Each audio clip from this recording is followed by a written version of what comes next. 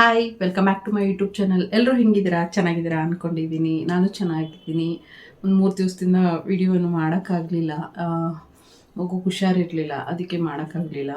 ಅದಕ್ಕೆ ಇವತ್ತಿನ ಮತ್ತೆ ಸ್ವಲ್ಪ ಪರವಾಗಿಲ್ಲ. ಇವತ್ತಿಂದ ಅವನು ಜ್ವರ ಎಲ್ಲ ಕಮ್ಮಿಯಾಗಿದೆ. ಇವತ್ತಿಂದ ನಾನು ಬ್ಯಾಕ್ ಟು ರೊಟೀನು. ಮತ್ತು ಅದಕ್ಕೆ ತುಂಬ ಜನ ಕೇಳ್ತಾಯಿದ್ರಿ ಯಾಕೆ ವಿಡಿಯೋ ಪೋಸ್ಟ್ ಮಾಡಿಲ್ಲ ಅಂತ ಹೇಳ್ಬಿಟ್ಟು. ಸೊ ಮಗು ಜಾಸ್ತಿ ಹುಷಾರಿರಲಿಲ್ಲ, ಅವನಿಗೆ ಫುಲ್ಲು ಕಫ ಆಗಿಬಿಟ್ಟಿತ್ತು. ಅದಕ್ಕೆ ಅವ್ನು ನೋಡ್ಕೊಳ್ಳೋದ್ರಲ್ಲೇ ಟೈಮ್ ಹೋಗ್ಬಿಡ್ತು, ಅವ್ನ ಕೈಯೇ ಬಿಡ್ತಾ ಇರಲಿಲ್ಲ. ಸೊ ಇದ್ರ ಮಧ್ಯೆ ಎಲ್ಲಿ ವೀಡಿಯೋ ಮಾಡೋಕ್ಕಾಗುತ್ತೆ, ಅದಕ್ಕೆ ಇವತ್ತಿಂದ ಮತ್ತೆ ವೀಡಿಯೋ ಮಾಡ್ತಿದ್ದೀನಿ. ಇವಾಗ ಬ್ರೇಕ್ಫಾಸ್ಟ್ ಆಗಿದೆ, ಬೆಳಗ್ಗೆ ಜೀರಾ ವಾಟ್ರ್ ಕುಡ್ದಿದ್ದೀವಿ. ಅದೆಲ್ಲ ವೀಡಿಯೋ ಮಾಡ್ಕೊಂಡಿದ್ದೀನಿ, ನಾನು ಪೋಸ್ಟ್ ಮಾಡ್ತೀನಿ. ಇವಾಗ ಸಿದ್ದುನ ಕರ್ಕೊಂಬರೋಕ್ಕೆ ಸಿದ್ದು ಸ್ಕೂಲ್ ಹತ್ರ ಹೋಗ್ಬಿಟ್ಟು ಮತ್ತೆ ಬಂದು ಅಡುಗೆ ಕೆಲಸ ನೋಡಬೇಕು. ನನ್ನ ಇವತ್ತು ಡೇ ಹೆಂಗೆ ಹೋಗುತ್ತೆ ಅಂತ ನೋಡೋರಂತೆ ಬನ್ನಿ ನನ್ನ ಜೊತೆನೇ. ಮತ್ತು ಎಲ್ಲರೂ ಚೆನ್ನಾಗಿದ್ದೀರಾ ಅಂದ್ಕೊಂಡಿದ್ದೀನಿ. ಮತ್ತು ನನ್ನ ಚಾನಲ್ಗಿನ್ನ ಸಬ್ಸ್ಕ್ರೈಬ್ ಆಗಿಲ್ಲ ಅಂದರೆ ದಯವಿಟ್ಟು ಸಬ್ಸ್ಕ್ರೈಬ್ ಆಗಿ, ಲೈಕ್ ಮಾಡಿ, ಶೇರ್ ಮಾಡಿ, ಕಮೆಂಟ್ ಮಾಡಿ. ನನ್ನ ವೀಡಿಯೋಸ್ನ ಸ್ಕಿಪ್ ಮಾಡಬೇಡಿ, ದಯವಿಟ್ಟು ಫುಲ್ ನೋಡಿ. ವಿಡಿಯೋ ಫುಲ್ ಇನ್ಫಾರ್ಮೇಷನ್ ಸಿಗುತ್ತೆ. Thank you so much. ಬನ್ನಿ ನೋಡೋರಂತೆ. ಬೆಳಿಗ್ಗೆನೇ ಗ್ರೀನ್ ಟೀ ಕುಡಿಯೋಣ ಅಂದ್ಕೊಂಡ್ವಿ. ಥ್ರೋಟ್ ಇನ್ಫೆಕ್ಷನ್ ಆಗಿತ್ತಲ್ಲ, ಬೇಡ ಇವತ್ತು ಜೀರಿಗೆ ವಾಟರ್ ಕುಡಿಯೋಣ ಅಂತ ಹೇಳಿಬಿಟ್ಟು ಒಂದು 2.5 ಗ್ಲಾಸಸ್ ನೀರು ಹಾಕಿ ಅದಕ್ಕೊಂದು 3/4 ಸ್ಪೂನ್ ಜೀರಿಗೆ, 1 ಪೀಸ್ ಚಕ್ಕೆ ಮತ್ತು ಶುಂಠಿ ಹಾಕೋತಾ ಇದ್ದೀನಿ.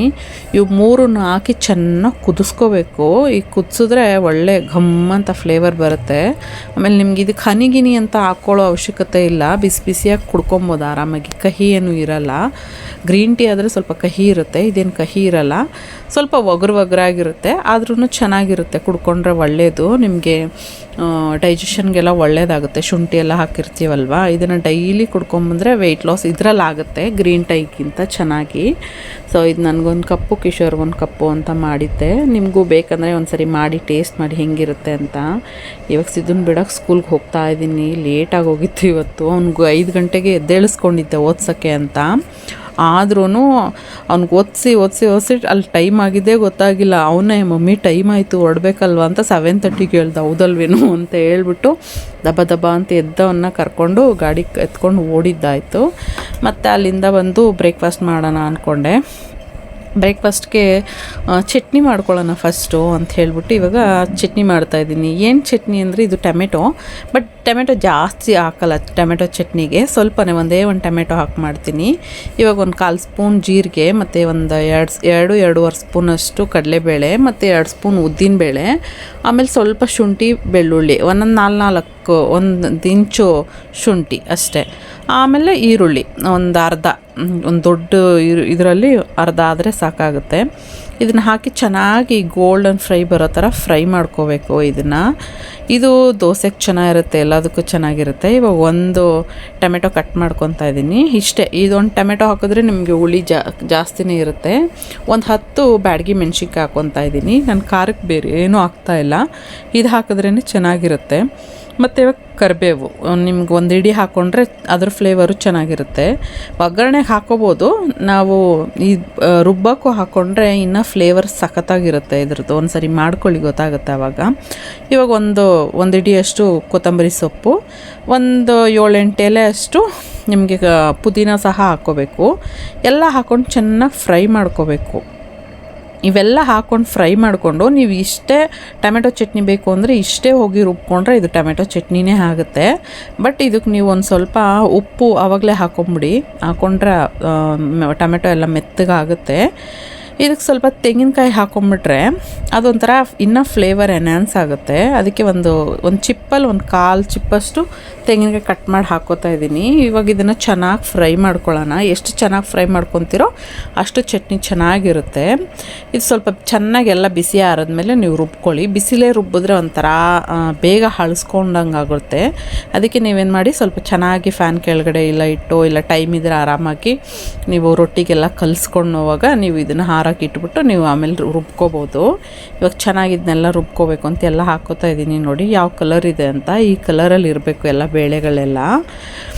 ಇದನ್ನು ಚೆನ್ನಾಗಿ ನುಣ್ಣಗೆ ರುಬ್ಕೊಬೇಕು, ನೀರು ಹಾಕಿ ಸ್ವಲ್ಪ ಸ್ವಲ್ಪ ಸ್ವಲ್ಪ, ಬೇಳೆಗಳಲ್ವಾ ಅದಕ್ಕೆ ನುಣ್ಣಗಾಗುತ್ತೆ.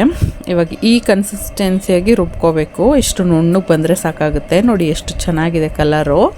ಇದಕ್ಕೆ ನೀವು ಸ್ವಲ್ಪ ತೆಳ್ಳಗೂ ಮಾಡ್ಕೊಬೋದು, ಗಟ್ಟಿಯಾಗೂ ಮಾಡ್ಕೊಬೋದು. ನಾನು ಸ್ವಲ್ಪ ಗಟ್ಟಿಗೆ ಮಾಡ್ಕೊಂಡಿದ್ದೀನಿ. ರೊಟ್ಟಿಗೆ ಇಡ್ಲಿಗೆಲ್ಲ ಗಟ್ಟಿಯಾಗಿದ್ದರೆ ಚೆನ್ನಾಗಿರುತ್ತಲ್ವ, ಅದಕ್ಕೆ ನಾನು ಚಟ್ನಿ ರೊಟ್ಟಿಗಲ್ವ ಅದಕ್ಕೋಸ್ಕರನೇ ಸ್ವಲ್ಪ ಗಟ್ಟಿಯಾಗಿರಲಿ ಅಂತ ಮಾಡ್ಕೋತಾ ಇದ್ದೀನಿ. ಇನ್ನು ಸ್ವಲ್ಪ ನೀರು ಕೂಡ ಆ್ಯಡ್ ಮಾಡ್ಕೋಬೋದು. ನಾನು ಅದೇ ಪ್ಯಾನ್ಗೆ ಒಂದು 2 ಸ್ಪೂನ್ ಎಣ್ಣೆ ಹಾಕ್ಕೊಂಡು ಇವಾಗ ಒಂದು ಫುಲ್ಲು ಸ್ಪೂನ್ ಸಾಸಿವೆ ಹಾಕ್ಕೊತಾ ಇದ್ದೀನಿ. ಒಂದು ಕೈ ಹಿಡಿಯಷ್ಟು ಕರಿಬೇವು ಹಾಕ್ಕೊತಾ ಇದ್ದೀನಿ. ಇದು ಚೆನ್ನಾಗಿ ಚಿಟಪಟ ಅಂತ ಸಿಡಿಬೇಕು, ಫ್ರೈ ಮಾಡಬೇಕು, ಅದೊಂಥರ ಕ್ರಿಸ್ಪಿಯಾಗಿ ಕರಿಬೇವು. ಆಮೇಲೆ ಸಾಸಿವೆ ಎಲ್ಲ ಚಿಟಪಟ ಅಂತ ಸಿಡಿದ ಮೇಲೆ ನೀವು ಒಗ್ಗರಣೆ ಎತ್ತಿ ನೀವು ಚಟ್ನಿ ಒಳಗಡೆ ಹಾಕ್ಕೋಬೇಕು. ಇದನ್ನು ಹಾಕ್ಕೊಂಡು ಚೆನ್ನಾಗಿ ಮಿಕ್ಸ್ ಮಾಡ್ಕೊಳ್ಳಿ, ಎಣ್ಣೆ ಎಲ್ಲೂ ಸೈಡಲ್ಲಿ ಇರಬಾರ್ದು. ಹಾಗೆ ನೋಡಿ, ಈ ಟೈಮಲ್ಲಿ ಬೇಕು ಅಂದರೆ ಮಿಕ್ಸಿಗೆ ಸ್ವಲ್ಪ ನೀರು ಹಾಕ್ಕೊಂಡು ಮಿಕ್ಸ್ ಮಾಡ್ಕೋಬೋದು. ಇವಾಗ ರವೆ ರೊಟ್ಟಿಗೆ ಅಂತ ಕಲಿಸ್ಕೊತಾ ಇದ್ದೀನಿ. ಇವಾಗ ರವೆ ರೊಟ್ಟಿ ಒಂದು 4-5 ಆದರೆ ಸಾಕು. ಒಂದು ಇದಕ್ಕೆ ನಾನು ಇದರಲ್ಲಿ 2 ಕಪ್ ತೊಗೊಂಡಿದ್ದೀನಿ. ಚಿಕ್ಕ ಕಪ್ಪಲ್ಲಿ 1 ಕಪ್ಪಿಗೆ 2 ರೊಟ್ಟಿ ಆರಾಮಾಗಿ ಬರುತ್ತೆ. ನಾವು ಸಾಮಾನೆಲ್ಲ ಹಾಕೋದ್ರಿಂದ ಇನ್ನೊಂದು 2 ಎಕ್ಸ್ಟ್ರಾ ಆಗುತ್ತೆ. ಒಂದು ದೊಡ್ಡ ಈರುಳ್ಳಿ ಹಾಕ್ಕೊತಾ ಇದ್ದೀನಿ, ಚಿಕ್ಕದಾಗಿ ಕಟ್ ಮಾಡಿಕೊಂಡು. ನಿಮಗೆ ಬೇಕಂದರೆ ಈರುಳ್ಳಿ ಜಾಸ್ತಿನೂ ಮಾಡ್ಕೋಬೋದು, ಕಮ್ಮಿನೂ ಮಾಡ್ಕೋಬೋದು. ನಾನು ಸ್ವಲ್ಪ ಜಾಸ್ತಿನೇ ಹಾಕಿದ್ದೀನಿ. ಒಂದು 1/4 ಕಪ್ಪಷ್ಟು ತೆಂಗಿನಕಾಯಿ ತುರಿ ನೀವು ತುರ್ಕೋಬೋದು, ಇಲ್ಲ ಕಟ್ ಕೂಡ ಮಾಡಿ ಹಾಕ್ಕೋಬೋದು. ಆಮೇಲೆ ಒಂದು 1/4 ಕಪ್ಪಷ್ಟು ಕೊತ್ತಂಬರಿ ಸೊಪ್ಪು ಇದು ಹಾಕ್ಕೋಬೇಕು, ಸಣ್ಣದಾಗಿ ಕಟ್ ಮಾಡಿ. ನಿಮಗೆ ಇದ್ದಿದ್ರೆ ಮನೇಲಿ ಸಬ್ಬಕ್ಕಿ ಸೊಪ್ಪು ಇರುತ್ತಲ್ವ, ಅದು ಇದ್ದರೂ ಕೂಡ ಹಾಕ್ಕೋಬೋದು. ಸಬ್ಬಕ್ಕಿ ಸೊಪ್ಪು ಇರಲಿಲ್ಲ. ಇವಾಗ ಒಂದು 1/4 ಸ್ಪೂನಷ್ಟು ಉಪ್ಪು ಹಾಕ್ಕೊತಾ ಇದ್ದೀನಿ. ಇದೆಲ್ಲ ಒಂದು ಸರಿ ನೀರು ಹಾಕೋಕ್ಕೂ ಮೊದಲೇ ಚೆನ್ನಾಗಿ ಮಿಕ್ಸ್ ಮಾಡ್ಕೋಬೇಕು ಚೆನ್ನಾಗಿ. ಯಾಕಂದರೆ ಉಪ್ಪು ಆಮೇಲೆ ಈರುಳ್ಳಿ ಎಲ್ಲ ಇರುತ್ತಲ್ವ, ಅದೆಲ್ಲ ನೀರು ಬಿಡುತ್ತೆ, ಇಲ್ಲ ಜಾಸ್ತಿ ಆಗೋಗುತ್ತೆ ಅಂತ ಅಷ್ಟೇ. ಇವಾಗ ಅದೆಲ್ಲ ಚೆನ್ನಾಗಿ ಇಸ್ಕಿ ಚೆನ್ನಾಗಿ ಕಲಿಸ್ಕೊಂಡ್ಮೇಲೆ ನಿಮ್ಗೆ ಇದಕ್ಕೆ ಎಷ್ಟು ನೀರು ಬೇಕೋ ಹಾಕ್ಕೊಂಡು ಸ್ವಲ್ಪನೇ ಹಾಕ್ಕೊಂಡು ನಿಮಗೆ ರೊಟ್ಟಿ ತಟ್ಟೋ ಹದಕ್ಕೆ ಬರಬೇಕಲ್ಲ, ಆ ಹದಕ್ಕೆ ನೀವು ಕಲಿಸ್ಕೋಬೇಕು. ನೋಡಿ ಇವಾಗ ಚೆನ್ನಾಗಿ ರವೆಗೆ ಸ್ವಲ್ಪ ನೀರು ಜಾಸ್ತಿನೇ ಹಾಕ್ಕೋಬೇಕು, ಚೆನ್ನಾಗಿ ನೀರು ಎಳ್ಕೊಳ್ಳುತ್ತೆ. ಫಸ್ಟೇ ಟೈಟಾಗಿ ಹಿಟ್ಟು ಕಲಿಸ್ಬಿಟ್ರೆ ಏನಾಗುತ್ತೆ, ಆಮೇಲೆ ಉಂಡೆ ಕಟ್ಟಕ್ಕೆ ಬರಲ್ಲ. ಆವಾಗ ಕಲಿಸುವಾಗಲೇ ಸ್ವಲ್ಪ ನೀರು ಜಾಸ್ತಿ ಹಾಕ್ಕೊಂಡು ನೀವು ಕಲಿಸ್ಕೊಂಡ್ರೆ, ಇಷ್ಟು ನೀರು ಹಂಗೆ ಕಲಿಸ್ಕೊಂಡ್ರೆ ನಿಮಗೆ ಆವಾಗ ರೊಟ್ಟಿ ತಟ್ಟಬೇಕಾದ್ರೆ ಚೆನ್ನಾಗಿ ಬರುತ್ತೆ. ನೀವು ಇದೇ ಥರನೇ ರವೆ ರೊಟ್ಟಿನೂ ಮಾಡ್ಕೋಬೋದು, ಆಮೇಲೆ ಅಕ್ಕಿ ರೊಟ್ಟಿನೂ ಮಾಡ್ಕೋಬೋದು, ಮತ್ತು ಗೋಧಿ ರೊಟ್ಟಿನೂ ಮಾಡ್ಕೊಬೋದು. ಇವತ್ತು ರವೆ ರೊಟ್ಟಿಗೆ ಚೆನ್ನಾಗಿರುತ್ತೆ ಅಂತ ಮಾಡ್ತಾಯಿದ್ದೀನಿ. ಇವಾಗ ನೋಡಿ ಇಷ್ಟು ಕಲಿಸ್ಕೊಂಡ್ರೆ ಸಾಕಾಗುತ್ತೆ. ಸ್ವಲ್ಪ ನೀರು ಹಾಕಿಬಿಡ್ತಾ ಇದ್ದೀನಿ ಮೇಲ್ಗಡೆ ಎಳ್ಕೊಳ್ಳಿ ಅಂತ. ನಾನಿವತ್ತು ಬಾಳೆ ಎಲೆ ಇತ್ತು, ಅದ್ರ ಮೇಲೆ ತಟ್ತಾ ಇದ್ದೀನಿ. ನಿಮಗೆ ಬೇಕಂದರೆ ಹಾಗೆ ತವ ಮೇಲೆ ಹಾಕಿ ಡೈರೆಕ್ಟಾಗಿ ತಟ್ಕೋಬೋದು. ನಾನು ಬಾಳೆ ಎಲೆ ಏನಾದರೂ ಇಲ್ಲ ಅಂದರೆ ಡೈರೆಕ್ಟಾಗಿ ತವ ಮೇಲೆ ಹೆಂಚು ಮೇಲೆ ಹಾಕ್ಬಿಟ್ಟು ತಟ್ತೀನಿ. ಇವತ್ತು ಬಾಳೆ ಎಲೆ ಇತ್ತಲ್ಲ, ಅದ್ರ ಫ್ಲೇವರು ಚೆನ್ನಾಗಿರುತ್ತೆ ಅಂತ ಹೇಳ್ಬಿಟ್ಟು ನಾನು ಅದ್ರ ಮೇಲೆ ತಟ್ಕೊಂಡೆ ಇವಾಗ. ಆಮೇಲೆ ಇದ್ರ ಮೇಲೆ ತಟ್ಟಿದ್ರೆ ಏನಾಗುತ್ತೆ ಗೊತ್ತಾ, ಸ್ವಲ್ಪ ತೆಳ್ಳಗೆ ಬರುತ್ತೆ. ಎಷ್ಟು ತೆಳ್ಳಗೆ ಬರುತ್ತೆ ಅಂದರೆ ಈ ದೋಸೆ ಹಾಕ್ತೀವಲ್ಲ ಆ ಥರ ತೆಳ್ಳಗೆ ಬರುತ್ತೆ. ಹೆಂಚು ಮೇಲೆ, ಬಿಸಿ ಹೆಂಚು ಮೇಲೆ ತಟ್ಟಾಕೋದ್ರೆ ಸ್ವಲ್ಪ ರೊಟ್ಟಿ ದಪ್ಪ ಬರುತ್ತೆ. ಅದಕ್ಕೆ ಏನು ಮಾಡ್ತೀರಾ, ಸ್ವಲ್ಪ ಬಿಸಿ ಇಲ್ಲದೆ ಇರ್ಬೇಕಾದ್ರೆ ತಟ್ಕೊಂಡ್ರೆ ಒಳ್ಳೆಯದು. ನೋಡಿ ಇವಾಗ ತೆಳ್ಳಗೆ ತಟ್ಕೊಂಡಿದ್ದೀನಲ್ಲ, ಎಷ್ಟು ಚೆನ್ನಾಗಿ ನೀಟಾಗಿ ಎದ್ದೇಳ್ತಾ ಇದೆ. ಸ್ವಲ್ಪ ಬಿಸಿ ಬಾಳೆ ಎಲೆ ಹಿಡಿಯೋವರೆಗೂ ವೆಯ್ಟ್ ಮಾಡಿ, ಆವಾಗ ನಿಮಗೆ ಅದು ಬಿಟ್ಕೊಂಬಿಡುತ್ತೆ ಹಾಗೇ. ಇವಾಗ ಸ್ವಲ್ಪ ಮೇಲೆ ಕೆಳಗಡೆ ಎಲ್ಲ ಸ್ವಲ್ಪ ಎಣ್ಣೆ ಹಾಕ್ಕೊಳ್ಳಿ, ಯಾಕಂದರೆ ಅದು ಸಾಫ್ಟಾಗಿ ಬರುತ್ತೆ. ಮುಚ್ಚಿ ಕೂಡ ಬೇಯಿಸ್ಕೋಬೋದು, ಓಪನ್ ಆಗೂ ಬೇಯಿಸ್ಕೋಬೋದು. ನಾನು ಮುಚ್ಚಿ ಏನು ಬೇಯಿಸೋಕ್ಕೂ ಹೋಗಲ್ಲ, ಯಾಕಂದರೆ ಕ್ರಿಸ್ಪಿ ಇರಲ್ಲ, ಮೆತ್ತಗಾಗ್ಬಿಡುತ್ತೆ ಅಂತ ಹೇಳ್ಬಿಟ್ಟು. ಅದಕ್ಕೆ ಸ್ವಲ್ಪ ಹೈ ಫ್ಲೇಮಲ್ಲಿ ಇಟ್ಬಿಟ್ಟು ಬೇಯಿಸಿದ್ರೆ ನೋಡಿ ಒಳ್ಳೆ ಕಲರ್ ಹೆಂಗೆ ಬಂದಿದೆ ಅಂತ. ಅದೇ ಥರನೇ ಸ್ವಲ್ಪ ಕೆಳಗಡೆನೂ ಬೇಯಿಸ್ಕೊಂಬಿಟ್ರೆ ನಿಮಗೆ ಒಳ್ಳೆ ರೊಟ್ಟಿ. ನೋಡಿ ಎಷ್ಟು ತೆಳ್ಳಗಿದೆ ಅಂದರೆ ಎತ್ತುವಾಗಲೇ ಮುರ್ಕೊಂಬಿಡುತ್ತೆ, ಅಷ್ಟು ತೆಳ್ಳಗೆ ತಟ್ಟಿದ್ದೀನಿ ನಾನು. ಇನ್ನೂ 1-2 ತಟ್ಕೊಬೋದಾಗಿತ್ತು, ನನಗೆ ಅರ್ಜೆಂಟಾಗಿ ಹೋಗಿತ್ತು ಅಂತ 2 ತಟ್ಬಿಟ್ಟು ಚಟ್ನಿ ಜೊತೆ ಸರ್ವ್ ಮಾಡಿಕೊಟ್ಬಿಟ್ಟೆ. ಕಿಶೋರೆಲ್ಲ ಹೊರಗಡೆ ಹೋಗಬೇಕಾಗಿತ್ತು ಅಂತ ಕೇಳ್ತಾಯಿದ್ರು, ನನಗೆ ಬ್ರೇಕ್ಫಾಸ್ಟ್ ಕೊಟ್ಬಿಡು, ಆಮೇಲೆ ನೀನೇನು ಬೇಕಾದರೂ ಮಾಡ್ಕೊ ಅಂತ ಹೇಳಿಬಿಟ್ಟು ಅದಕ್ಕೆ ಬ್ರೇಕ್ಫಾಸ್ಟ್ ಅವರಿಗೆ ಅಂತ ರೆಡಿ ಮಾಡಿಕೊಟ್ಟೆ. ನೋಡಿ ಇವಾಗ ನಮ್ಮ ಚಟ್ನಿ, ರವೆ ರೊಟ್ಟಿ ಎಲ್ಲ ರೆಡಿ ಆಯಿತು. ಎಷ್ಟು ಚೆನ್ನಾಗಿದೆ ಅಲ್ವಾ ಕಲರ್ ಕಾಂಬಿನೇಷನು. ಈ ಚಟ್ನಿಗಂತೂ ಇಡ್ಲಿ, ಚಪಾತಿ ಎಲ್ಲನೂ ಚೆನ್ನಾಗಿರುತ್ತೆ. ತಿಂದುಬಿಟ್ಟು ಮತ್ತೆ ಸಿದ್ದುನ ಸ್ಕೂಲಿಗೆ ಕರ್ಕೊಂಬರೋಕ್ಕೆ ಅಂತ ಹೋಗ್ತಾ ಇದ್ದೆ. ಅಲ್ಲೊಂದು ಕಡೆ ಜೋಳ ಬೇಯಿಸ್ತಾಯಿದ್ರು. ಸಿದ್ದುಗೆ ಇದಂದರೆ ಇಷ್ಟ ಅವನಿಗೆ. ನೋಡಿದೆ ತೊಗೊಳ್ಳೋಣ ಅಂತ ಅನ್ನಿಸ್ತು. ಆಮೇಲೆ ಹಾಗೆ ಸ್ವಲ್ಪ ಫ್ರೂಟ್ಸ್ ಕೂಡ ತೊಗೊಂಬಿಡೋಣ, ಮಗುಗೆ ಬೇರೆ ಹುಷಾರಿಲ್ವಲ್ಲ, ಸ್ವಲ್ಪ ಏನಾದ್ರೂ ಜ್ಯೂಸ್ ಏನಾದರೂ ಮಾಡಿಕೊಡೋಣ, ಅವನು ಊಟ ಸರಿಯಾಗಿ ತಿಂತಾ ಇರಲಿಲ್ಲ ಅಂತ ನೋಡಿದೆ. ಆಮೇಲೆ ಪಪಾಯ ನೋಡಿದೆ, ಅವನಿಗೆ ಚೆಸ್ಟ್ ಕಂಜೆಕ್ಷನ್ ಆಗಿರೋದಕ್ಕೆ ಸ್ವಲ್ಪ ಪಪಾಯ ಇಲ್ಲ ಹೀಟ್ ಅಲ್ವಾ, ಸೊ ತಿನ್ಸಿದ್ರೆ ಆದರೆ ತಿಂತಾನೇನೋ ನೋಡೋಣ ಅಂತ ಹೇಳಿಬಿಟ್ಟು ತೊಗೊಳಕ್ಕೆ ಹೋದೆ. 1 kg ಪಪ್ಪಾಯ 60 ರೂಪಾಯಿ. ಒಂದೇ ಕಾಯಿ ಬಂದಿದ್ದು, ನಾನೆಲ್ಲ ಒಂದು 2-3 ಬರುತ್ತೆ ಅಂದ್ಕೊಂಡು ಹೋದರೆ ಒಂದೇ ಕಾಯಿಗೆ 60 ರೂಪಾಯಿ ಆಗೋಯ್ತು. ಆಮೇಲೆ ಸೀತಾಫಲ ಪಕ್ಕದಲ್ಲಿತ್ತು, ನೋಡಿದೆ, ಚೆನ್ನಾಗಿ ಅನ್ನಿಸ್ತಾ ಇತ್ತು, ಹಣ್ಣಾಗಿರಬೇಕು ಅಂತ ಹೇಳ್ಬಿಟ್ಟು. ಇವಾಗೆಲ್ಲ ಬರುತ್ತಲ್ವ ಸೀಡ್ಲೆಸ್, ಆ ಥರ ಇರುತ್ತೆ ಅಂದ್ಕೊಂಡೆ, ಇರಲಿಲ್ಲ. ತೊಗೊಂಡು ಸಿದ್ದನ್ನ ಕರ್ಕೊಂಡು ಸೀದಾ ಮನೆಗೆ ಬಂದುಬಿಟ್ಟೆ. ಮನೆಗೆ ಬಂದು ಬೇರೆ ಏನಾದರೂ ಮಾಡಬೇಕಾಗಿತ್ತಲ್ವ, ಯಾಕಂದರೆ ಚಟ್ನಿ ಇದ್ದಿದ್ದಕ್ಕೆ ರೈಸ್ ಮಾಡ್ಕೊಂಬಿಟ್ಟಿದ್ವಿ, ಅದಕ್ಕೆ ರೈಸ್ಗೆ ಚೆನ್ನಾಗಿತ್ತು. ಅದಕ್ಕೆ ರಾತ್ರಿಗೆ ಸಿದ್ದುಗೆ, ನನಗೆ, ಕಿಶೋರ್ಗೆಲ್ಲ ಏನಾದರೂ ಬೇಕಾಗಿತ್ತು ಒಂದೇ ಒಂದು ಟೈಮ್ಗೆ. ಅದಕ್ಕೆ ಏನು ಮಾಡೋದು ಅಂತ ಯೋಚನೆ ಮಾಡ್ತಾ ಇರ್ಬೇಕಾದ್ರೆ ತುಂಬ ದಿನ ಆಗಿತ್ತು ಎಗ್ ರೈಸ್ ಮಾಡಿ ಅಂತ ಹೇಳಿಬಿಟ್ಟು ಇವಾಗ ಎಗ್ ರೈಸ್ ಮಾಡ್ಕೊಳೋಕ್ಕೆ ಅಂತಾನೆ ಎಲ್ಲ ರೆಡಿ ಮಾಡಿ ಇಟ್ಕೊಂಡೆ ಸ್ವಲ್ಪ. ಇವಾಗ ನೋಡಿ ಫಸ್ಟ್ ಏನು ಮಾಡ್ತೀನಿ ಅಂದರೆ ಮೊಟ್ಟೆ ಎಲ್ಲ ಹುರಿದು ಎತ್ತಿಕೊಂಬಿಡ್ತೀನಿ. ನಾನು ಹಾಗೆ ಹಾಕ್ಕೊಂಬಿಟ್ರೆ ಅನ್ನದೊಳಗಡೆ ಒಂಥರ ಸ್ಮೆಲ್ ಇರುತ್ತಲ್ಲ, ಅದು ಇಷ್ಟ ಆಗಲ್ಲ. ಅದಕ್ಕೆ ಏನು ಮಾಡ್ತೀನಿ, ಒಂದು ದೊಡ್ಡ ಬಾಣಲಿಗೆ ಒಂದು ಸ್ವಲ್ಪ ಎಣ್ಣೆ ಜಾಸ್ತಿನೇ ಹಾಕ್ಕೊಳ್ಳಿ, ಪರವಾಗಿಲ್ಲ, ಏನಾಗಲ್ಲ. ಇವಾಗ ನಾನೊಂದು 7-8 ಮೊಟ್ಟೆ ಹೊಡಿತೀನಿ. ಹೊಡೆದ್ಬಿಟ್ಟು ಚೆನ್ನಾಗಿ ಫ್ರೈ ಮಾಡ್ತೀನಿ ಇದನ್ನು. ಏನಕ್ಕೆ ಅಂತ ಹಿಂಗೆ ಮಾಡೋದು ಅಂತಂದರೆ, ನಿಮಗೆ ಅನ್ನ ಎಲ್ಲ ಇವಾಗ ಹೋಟೆಲ್ ಸ್ಟೈಲಲ್ಲಿ ಮೊಟ್ಟೆ ಎಲ್ಲ ಬಾಯಿಗೆ ಸಿಗುತ್ತೆ ಗೊತ್ತಾ, ಈ ಥರ ಮಾಡಿಕೊಂಡ್ರೆ ಹಂಗೆ ಸಿಗುತ್ತೆ ನಮಗೆ. ಇವಾಗ ಫಸ್ಟೇ ಎಲ್ಲ ತರಕಾರಿ ಹಾಕಿ ಬೇಯಿಸಿ ಮೊಟ್ಟೆನೂ ಅದು ಕೊಡ್ದಾಕ್ಬಿಟ್ಟು ಅನ್ನನೂ ಹಾಕಿ ಮಿಕ್ಸ್ ಮಾಡಿಬಿಟ್ರೆ ನಿಮ್ಗೆ ಅವಾಗ ಏನೂ ಅನ್ಸೋದಿಲ್ಲ. ಇವಾಗ ಸ್ವಲ್ಪ ಉಪ್ಪು ಹಾಕೋತಾ ಇದ್ದೀನಿ, ಅದಕ್ಕೆ ಎಷ್ಟು ಬೇಕೋ ಅಷ್ಟು ಹಾಕ್ಕೊಂಡು ಅದನ್ನು ಚೆನ್ನಾಗಿ ತಿರುವ್ಕೊಳ್ಬೇಕು. ತಳ ಹಿಡಿಯೋಕ್ಕೆ ಬಿಡ್ಕೂಡ್ದು. ಸಿಮ್ಮಲ್ಲಿ ಒಂದು ಮೀಡಿಯಮ್ ಫ್ಲೇಮಲ್ಲಿ ಇಕ್ಕೊಂಡು ನೀವು ಕಂಟಿನ್ಯೂಸಾಗಿ ತಿರುಗಿಸ್ತಾ ಇರಬೇಕು. ಹಿಂಗೇ ಎಣ್ಣೆ ಹಾಕಿರ್ತೀವಲ್ವ, ಕಚ್ಚೋದಿಲ್ಲ ಅಷ್ಟೇನೂ. ನೋಡಿ ಈ ಥರ ಬರ್ತಾ ಇರುತ್ತೆ, ಮೊಟ್ಟೆ ಬಿಡಿಯಾಗಿ ಬರೋಕ್ಕೆ ಶುರು ಆಗುತ್ತೆ. ಅವಾಗ ಇನ್ನೆಷ್ಟು ಬೇಕಾಗುತ್ತೆ, ಎಣ್ಣೆ ಬಿಡೋವರೆಗೂ ಸ್ವಲ್ಪ ಫ್ರೈ ಮಾಡ್ತಾನೇ ಇರಿ.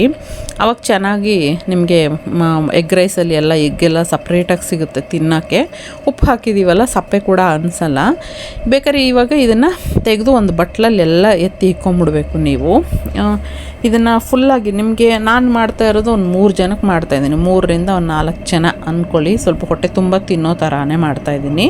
ನಿಮಗೆ ಬೇಕಂದರೆ ಎಗ್ಗು ಕಮ್ಮಿನೂ ಮಾಡ್ಕೋಬೋದು, ಜಾಸ್ತಿನೂ ಮಾಡ್ಕೋಬೋದು. ಇವಾಗ ಅದೇ ಪ್ಯಾನ್ಗೆ ಇನ್ನೊಂದು 2 ಸ್ಪೂನ್ ಆಯಿಲ್ ಬಿಡ್ತಾಯಿದ್ದೀನಿ. ಇದಕ್ಕೆ ಜಾಸ್ತಿ ಬಿಡಲ್ಲ, ಯಾಕಂದರೆ ಎಗ್ಗಿಗೆ ಜಾಸ್ತಿ ಎಣ್ಣೆ ಬಿಟ್ಟಿದ್ನಲ್ವ. ಇವಾಗ ಉದ್ದ ಈರುಳ್ಳಿ ಕಟ್ ಮಾಡ್ಕೊಂಡಿದ್ದೀನಿ. ಈ ಉದ್ದ ಏನಕ್ಕೆ ಗೊತ್ತಾ ಈರುಳ್ಳಿ ಕಟ್ ಮಾಡ್ಕೊಂಡಿರೋದು, ಈ ಥರ ಎಗ್ ರೈಸ್ಗೆಲ್ಲ ಉದ್ದ ಇದ್ದರೆ ಚೆನ್ನಾಗಿರುತ್ತೆ. ಈಗ ಈರುಳ್ಳಿ ಮತ್ತು ಕ್ಯಾರೆಟು, ಆಮೇಲೆ ಬಟಾಣಿ, ಹಸಿಮೆಣ್ಸಿನ್ಕಾಯಿ, ಕ್ಯಾಬೇಜು, ಆಮೇಲೆ ಇದು ಈರುಳ್ಳಿ ಹೂವು, ಕರಿಬೇವು ಸೊಪ್ಪು ಎಲ್ಲ ರೆಡಿ ಮಾಡಿ ಇಟ್ಕೊಂಡಿದ್ದೀನಿ. ನಾನು ಹೇಳೋದು ಮರ್ತು ಹೋಗ್ಬಿಟ್ಟಿದ್ದೆ, ಎಲ್ಲ ಐಟಮ್ಸ್ ಎಲ್ಲ ಯಾವ್ದ್ಯಾವ್ದು ತೊಗೊಂಡಿದ್ದೀನಿ ಅಂತ ಹೇಳಿಬಿಟ್ಟು. ಇವಾಗ ಹಸಿಮೆಣ್ಸಿನ್ಕಾಯಿನೇ ನಮಗೆ ಮೇಯ್ನು. ನಾನು ಖಾರಕ್ಕೇನು ಜಾಸ್ತಿ ಬೇರೆ ಏನೂ ಹಾಕೋಕ್ಕೆ ಹೋಗಲ್ಲ, ಒಂದು 3 ಹಾಕ್ತಾಯಿದ್ದೀನಿ. ಚೆನ್ನಾಗಿರುತ್ತೆ. ನಿಮಗೆ ಖಾರ ಜಾಸ್ತಿ ಬೇಕು ಅಂದರೆ ಇನ್ನೂ ಸ್ವಲ್ಪ ಹಾಕ್ಕೋಬೋದು. ಒಂದು 3 ಆದರೆ ಸಾಕು. ತುಂಬ ಖಾರ ತಿಂದರೆ ನೈಟ್ ಟೈಮಲ್ಲಿ ಅಸಿಡಿಟಿ ಆಗುತ್ತೆ. ಇವಾಗ ನೋಡಿ ಒಂದೇ ಒಂದು ಅರ್ಧ ಕ್ಯಾರೆಟ್ನ ಉದ್ದುದ್ದ ಹಚ್ಕೊಂಡಿದ್ದೀನಿ, ಒಂದು 4 ಬಟಾಣಿ ಬಿಡಿಸ್ಕೊಂಡಿದ್ದೀನಿ. ಎಲ್ಲ ಹಾಕ್ಕೊಂಡ್ರೆ ಫ್ಲೇವರು ಚೆನ್ನಾಗಿರುತ್ತೆ. ಹಾಕ್ತೀನಿ ಅಂತ ಎಲ್ಲನೂ ತುಂಬಿಸೋದು ಬೇಡ, ಎಲ್ಲ ಸ್ವಲ್ಪ ಹಾಕ್ದಂಗೆ ಇರಬೇಕು, ಹಾಕ್ದಿರೋ ಥರನೂ ಇರಬೇಕು. ಹಾಗೆ ಸ್ವಲ್ಪನೇ ಹಾಕ್ಕೊಂಡು ಚೆನ್ನಾಗಿ ಫ್ರೈ ಮಾಡ್ಕೊಳ್ಳೋಣ.